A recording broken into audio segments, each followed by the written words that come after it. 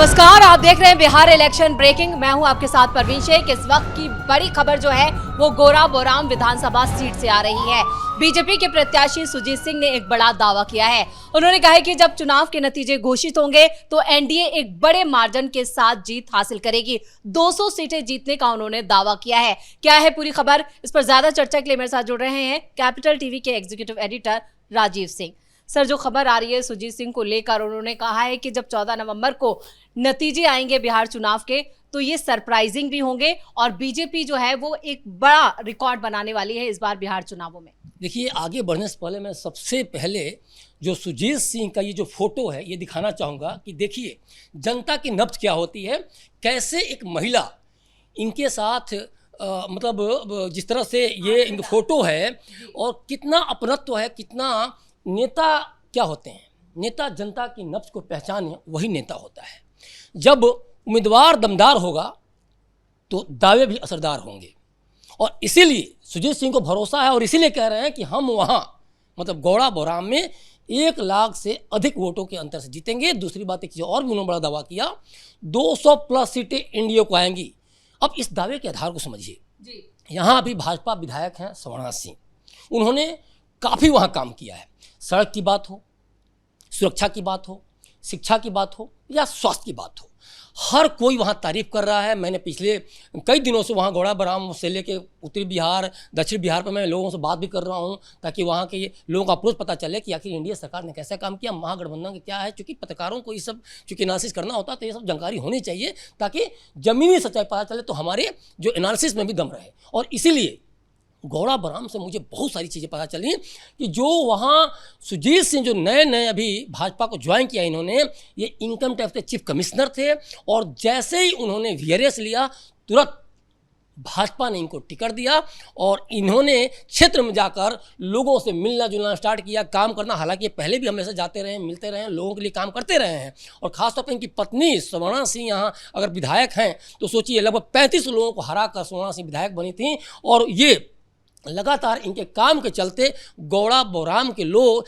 जो मुकेश सहनी कहते हैं कि सहनी समाज सिर्फ उनको वोट देगा। एक बड़ी बात बताऊं, जो मैंने भी बात की लोगों से तो ये चीज़ पता चला कि सहनी समाज भाजपा को वहाँ वोट देता है और इसी डर से मुकेश सहनी वहाँ से भागे। पहले मुकेश सहनी के गौड़ा बोराम से चुनाव लड़ने की खबर थी, लेकिन जब उनको पता चला कि सुजीत सिंह जैसे कर्मठ ईमानदार उम्मीदवार वहाँ खड़े हो रहे हैं और काफ़ी प्रशासनिक अनुभव उनको है और दूसरी बात ये क्योंकि यूपीएससी कंप्लीट करके आईआरएस वहाँ अधिकारी रहे हैं, तो इस चलते वो डर के मारे वहाँ से मुकेश सहनी भाग गए और अपने भाई को यानी कि संतोष सहनी को आगे कर देते हैं कि चलो बलि का बकरा इसको बनाओ, वीआईपी चीफ हार जाएगा तो बड़ी बदनामी होगी। और सुजीत सिंह से हारने के पूरे चांसेस थे भी, क्योंकि जिस तरह से मैंने राजीव सर, अगर गोरा बोराम की बात की जाए तो वहाँ के जातीय समीकरण क्या कहते हैं और किस तरह से वो एनडीए उम्मीदवार के पक्ष में नजर आ रहे हैं? देखिए, मैंने साफ कहा, देखिए जाति से अब ऊपर उठ के देखने की जरूरत है और ये गौड़ा बोराम के लोग देख भी रहे हैं। इसलिए मैंने कहा कि सहनी समाज, देखिए जो मुकेश सहनी है, जो संतोष सहनी है, अब अगर ये सोच रहे थे, जो इन्होंने बयान दिया कि संतोष सहनी को वोट मिलेगा, मुकेश सहनी को वोट मिलेगा, लेकिन मैं इस फोटो क्यों दिखाने के लिए कह रहा हूँ, अपनत्व क्या होती है जनता से, जनता के नब्ज को कैसे समझा जाता है, ये कोई अगर सीखे तो सुजीत सिंह से सीखे, ये कोई सीखे तो गौड़ा बोराम के विधायक सवर्ण सिंह से सीखे, जिन्होंने काम किया, जनता के नब्ज को समझा। और आप जाति, देखिए आपने सवाल बड़ा अच्छा किया है, सहनी समाज जब खुद वोट दे रहा है भाजपा को, सवर्ण सिंह को जिता रहा है, तो सोचने वाली बात है कि जो इस समय लगातार तेजस्वी यादव कमाई, पढ़ाई, दवाई की जो बात कर रहे थे, अब धीरे से कटिहार में सीमांचल में घुसते ही अपना पाला पलट देते हैं, मजहबी रंग में का चोला ओढ़ लेते हैं। तो एक चीज़ देखिए, समाज और धर्म की जो राजनीति करता है, जाति की जो राजनीति करता है, उसको तो कहीं ना कहीं गौड़ा बोराम में मात मिलने वाली है। बड़ी एक इंटरेस्टिंग चीज़ बताऊंगा। गौड़ा बोराम में जब आपको पता चलेगा कि वहाँ महागठबंधन के 2 महारथी खड़े हो रहे हैं तो हंसी नहीं रुकेगी। सोचिए, एक तो सुजीत सिंह की जो मैंने बताया कि जिस तरह से उन्होंने काम किया, लोकप्रिय है, जिस तरह से ईमानदार अधिकारी रहे हैं, और ऊपर से महागठबंधन के 2 महारथी। और महारथी कौन है? खुद वीआईपी चीफ के भाई संतोष सहनी।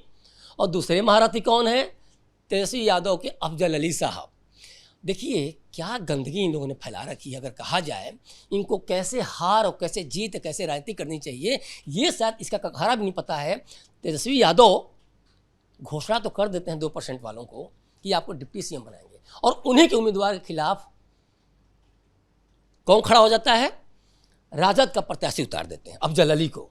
तो मतलब कि आपके भाई को हराएंगे और आपकी मिट्टी पलीत करेंगे, और इसीलिए बार बार ये कह रहे हैं अब लगातार कुम्हार, बढ़ई और इन लोगों के लिए कि भाई आपको हम ये देंगे वो देंगे, तमाम घोषणाएं करें, 50 लाख का बीमा देंगे, पीडीएस दुकानदारों को देंगे, हर घर को नौकरी देंगे, और जीविका दीदियों को 30,000 रुपये महीना देंगे, परमानेंट कर देंगे। ये तमाम इसलिए कह रहे हैं कि अब जो फंसे हुए हैं, जब मुस्लिम अब कहने लगे कि हम लोग दरी बिछाएंगे, हमें दरी बिछाने वाला मंत्रालय दिया जाएगा, हम वो मंत्री बनेंगे, और आप 2% वाला डिप्टी सीएम बनेगा, 13% वाला या तो सीएम बनेगा, तब तेजस्वी यादव के पास कुछ रह नहीं गया। अब देखिए सबसे बड़ी बात क्या है कि जब सुजीत सिंह ने जब ये दावा किया तो उन्होंने काम को लेकर बोला, उनसे कई सारे सवाल किए गए, लेकिन बड़ा हुआ, देखिए यही होता है, एक ईमानदार जब नेता होता है तो वो गोल गोल घुमा के जवाब नहीं देता है, स्ट्रेट फॉरवर्ड। उन्होंने एक शब्द भी मुकेश सहनी के बारे में नहीं बोला, उन्होंने संतोष सहनी के बारे में नहीं बोला, अफजल अली के बारे में कोई भी निगेटिव पॉलिटिक्स उन्होंने नहीं की। उन्होंने साफ बोला ये अपना वही समझें। लेकिन सबसे बड़ा वहाँ दमदार जो चेहरा है सुजीत सिंह का है। दमदार चीज़ जब होने वाली है तो एनडीए की होने वाली है। देखिए एक चीज़ और भी मैं कहना चाहूँगा, सुजीत सिंह जब ये बोलते हैं तो कहीं मैंने जो बोला कि निगेटिव पॉलिटिक्स नहीं, दूसरी तरफ एक चीज़ और है कि जब ये दोनों लोग आपस में लड़ते हैं तो क्या कर रहे हैं, क्यों लड़ रहे हैं? क्योंकि जनता के वादों के साथ खिलवाड़ हो रहा है, जनता के वोट को बांटना है, जनता को बांटना है। आपको अगर जनता के डेवलपमेंट के लिए घोड़ा बोराम में काम करना होता तो आपका एक उम्मीदवार होता। लेकिन कुछ भी हो, महागठबंधन के अगर 2 उम्मीदवार मैदान में तो इसका सीधा फायदा बीजेपी प्रत्याशी को होगा, इसमें तो कोई शक नहीं है। देखिए फायदा की बात की बात है। सबसे पहले क्या है, आप देखिए 35 उम्मीदवारों को हराकर सुवर्णा सिंह जीतती हैं जी।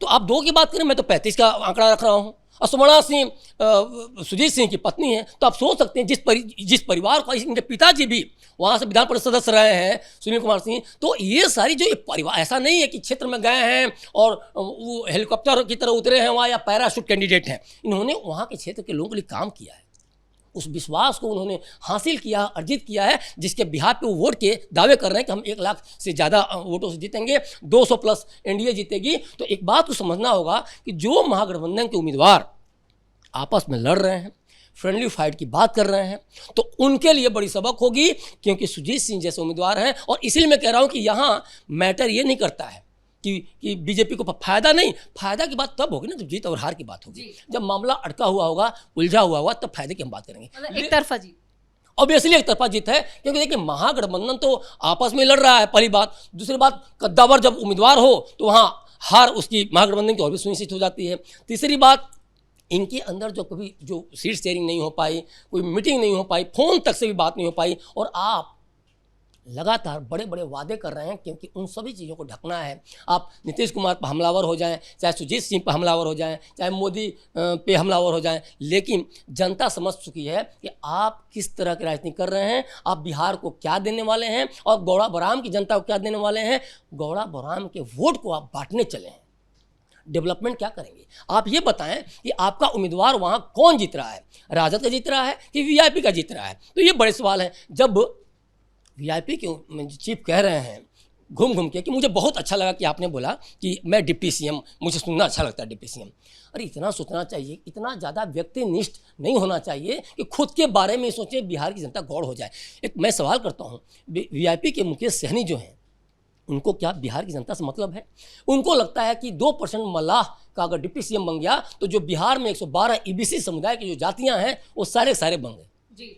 बाकी 18% मुस्लिम समाज कहाँ गया और ओबीसी कहाँ गए?